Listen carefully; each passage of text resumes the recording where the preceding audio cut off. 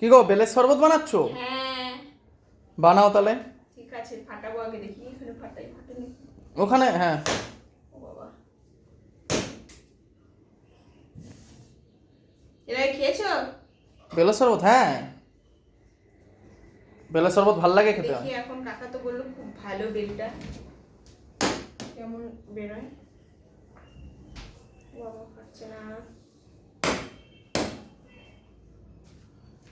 ওই তো বেলটা লাল আছে, মিষ্টি। হ্যাঁ, কি সেন্ট, স্মেলটা দেখো।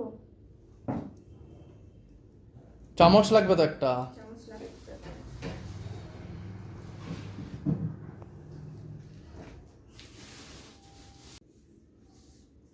ভালো করে মাখো, খেয়ে দেখি। চিনি দিতে হবে তো।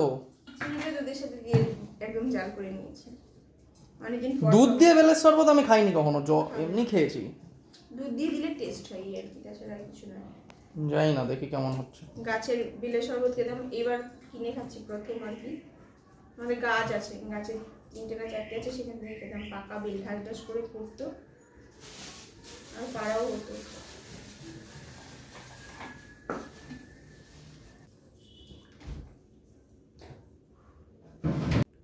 বড়টাতে ঢেলে নিলে? হ্যাঁ, এটাতে হবে না, এবার এটা দিয়ে দুধ দেবো। দুধ দিয়ে কেমন লাগবে, আমি তো ভালো খাইনি লাগবে, কখনো। খেয়ে দেখো, সবসময় নাক ছিটকিও না তো। ভালো। দেখি তাহলে কেমন লাগে, ভাল লাগবে কিনা।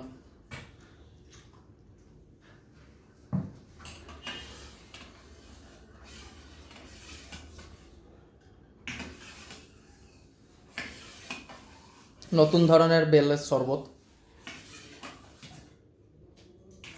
কেমন বানিয়েছে দেখি।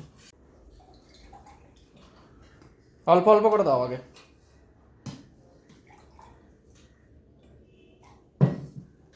অল্প একটু করে দিচ্ছি।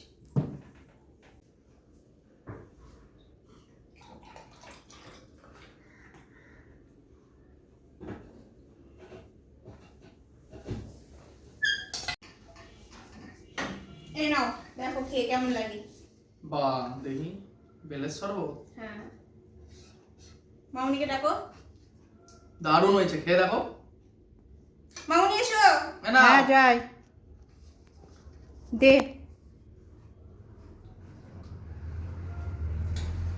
আমি একটু টেস্ট করে দেখি কেমন হয়েছে, থালাটা ধরো।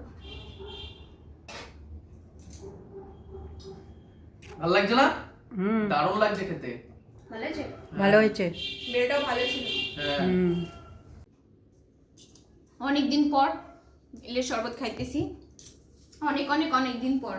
তো কালকে একটা আর কি নামছিলাম, বেল 40 টাকা নিয়েছিল, কিন্তু বেলটা ভালো ছিল। যাই হোক, টাকাটা আমার সার্থক হয়েছে। তো আজকে সকাল সকাল বেলের শরবতটা বানাইলাম, সবাইকে দিলাম, আমি খাইতেছি, ভালো লাগতেছে।